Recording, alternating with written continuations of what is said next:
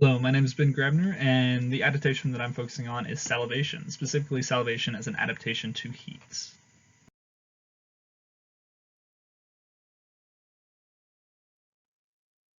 Now, while all organisms have adaptations to heat in some form or another, these adaptations are most prevalent in what we call arid regions.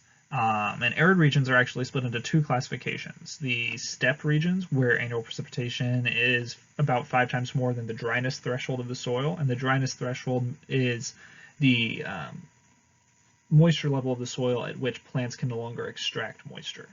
And the other classification of arid region is a desert, and that is where the annual precipitation is less than or equal to the dryness threshold. Now, a steppe or in a desert can either be classified as hot or cold, depending on if the mean annual ambient temperature is above or below 18 degrees Celsius.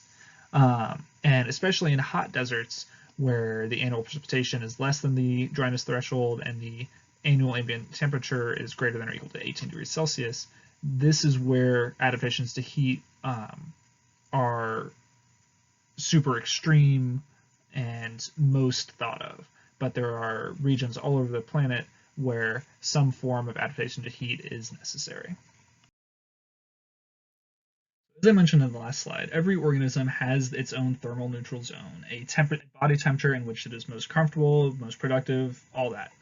And whenever that thermal neutral zone is exceeded or is not able to be reached, that is when thermal regulation strategies and adaptations come into play.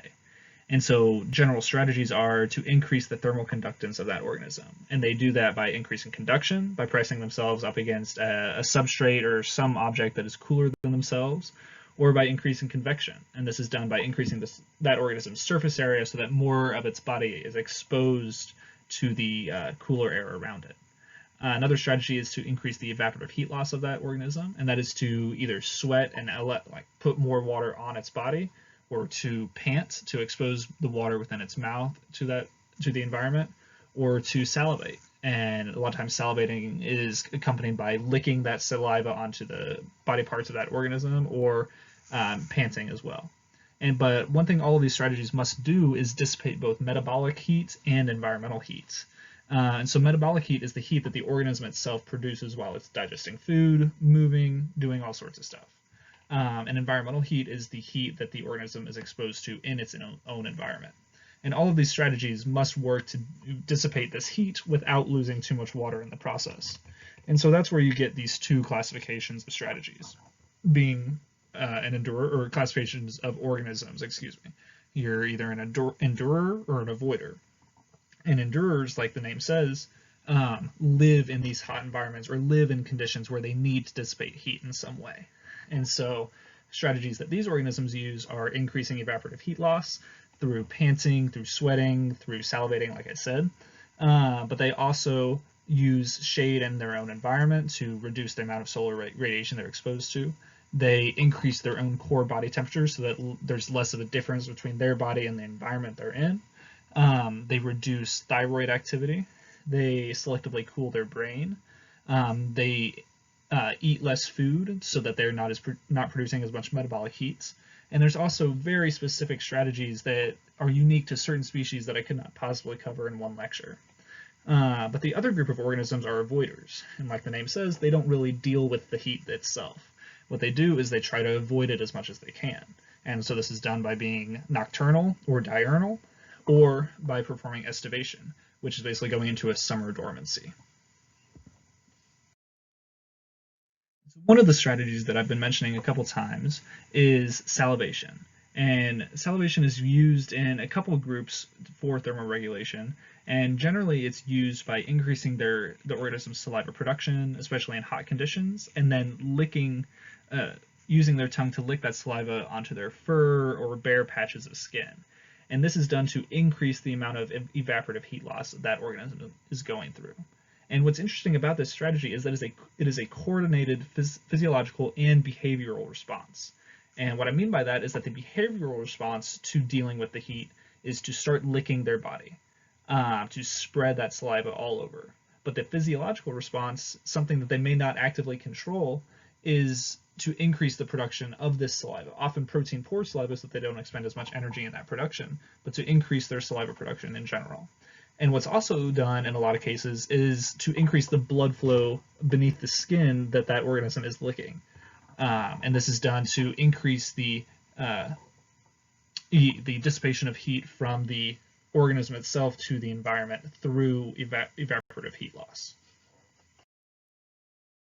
So salivation as an adaptation to hot conditions is found in a couple different groups, and one of these groups is Rodentia. And what's interesting about about this order, which contains rats and mice and guinea pigs and that type of thing, is that these organisms do not have sweat glands. So they must rely on other forms of evaporative heat loss to get rid of that extra heat. Because especially when it gets hot, conductance and convection and conduction can't take care of everything. And so rats especially use saliva as their main source of evaporative cooling. And the saliva that's used for this comes from the submaxillary gland, which is shown in the figure to the right. But it's substituted with the parotid glands when necessary. And like I said, this saliva is spread on its fur or its paws or wherever it can reach to just try and get rid of as much heat as it can. Lagomorpha is another group of organisms that lack sweat glands and therefore rely on salivation in some form to make up for that evaporative cooling that it loses out on. But one thing to keep in mind is that rabbits and other lagomorphs are actually very sensitive to heat. So a lot of times they are not adapted to live in super hot environments like other organisms that use salivation.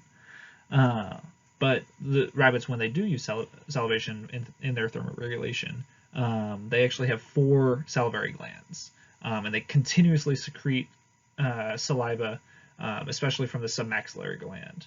And what they do is they spread, like rats, they spread the saliva all over their body to increase their evaporative heat loss.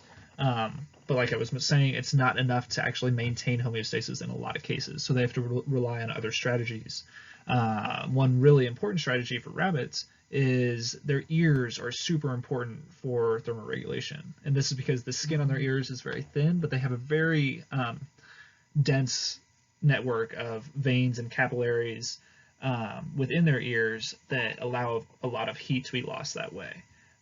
What they also do is they decrease their food consumption, and they also lay down in a prone or spread out position, and this is to increase convection around their body. Kangaroos also use saliva in their attempts to maintain their thermal neutral zone. But what's different about kangaroos as opposed to lagomorphs or rodents is that evaporative heat loss only really comes into play whenever temperatures exceed about 45 degrees Celsius. Up until that point, radiation, conduction, and convection take care of most of their needs. But at 45 degrees, that is when evaporative heat loss is necessary to maintain that thermal neutral zone. And depending on the species of kangaroo, the amounts of respiratory evaporative heat loss, panting, and the amounts of cutaneous evaporative heat loss, licking, they differ depending on the habitat that the kangaroo lives in. So the red kangaroo occupies mostly desert habitats and has a closer ratio of panting and licking for its evaporative heat loss needs. However, the eastern gray kangaroo lives in primary forest, like mesic forests and woodlands, and they use panting for a much higher percentage of their evaporative heat loss than the red kangaroo. And this is due to panting does not allow as much surface area to be exposed to evaporative heat loss.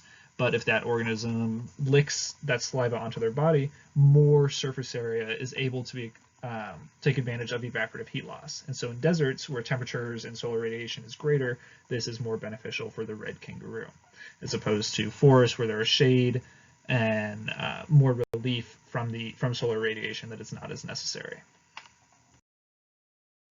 So that is all that I have for you. Here are my references. If you have any questions, I'll make sure to answer them in the discussion board. Thank you guys for taking the time to listen to this, and have a good day.